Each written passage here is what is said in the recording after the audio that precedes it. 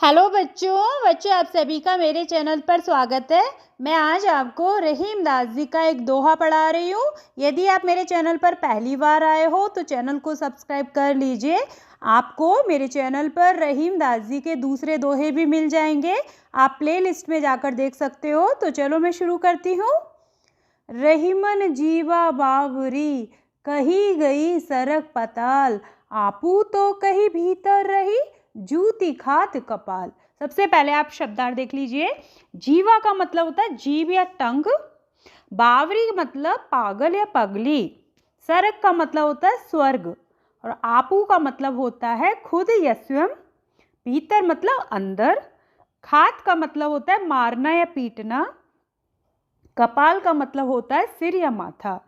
तो रहीम दास जी ने इस दोहे में ये मैसेज दिया है, ये संदेश दिया है कि हमें सभी के साथ सोच समझकर बात करनी चाहिए, क्योंकि मुंह के द्वारा बोले गए बोल से बनी बात भी बिगड़ जाती है और बिगड़ी बात भी बन जाती है। तो मुंह के द्वारा बोले गए बोल बहुत ज़्यादा इम्पॉर्टेंट है, महत्व रखते हैं।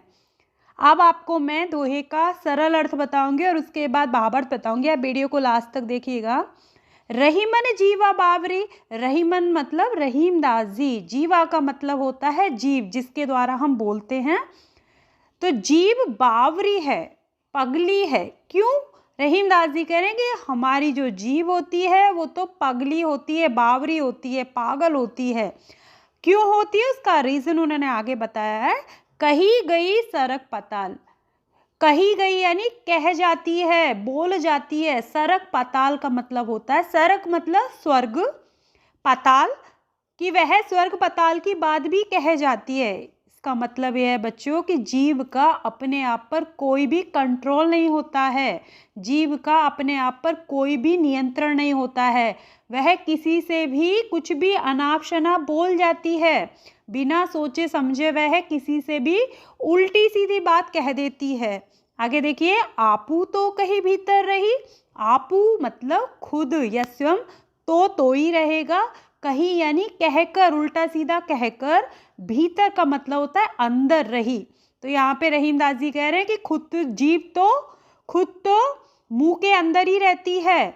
और जूती खाती कपाल, जूती यानी जूते, खाते यानी पढ़ते हैं, और जूते पढ़ते हैं। जूतों से पिटाई होती है किसकी? कपाल की। कपाल यानी सिर की।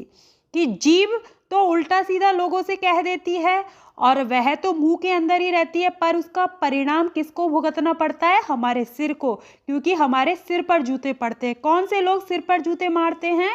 जिन लोगों से हमारी जीव उल्टा सीधा कह देती है, अनाप शनाप कह देती है, बुरी बुरी बातें कह देती है। वे लोग नाराज होकर सिर को जूते मारते हैं। ठीक है, अब इसका भावार्थ देखिए।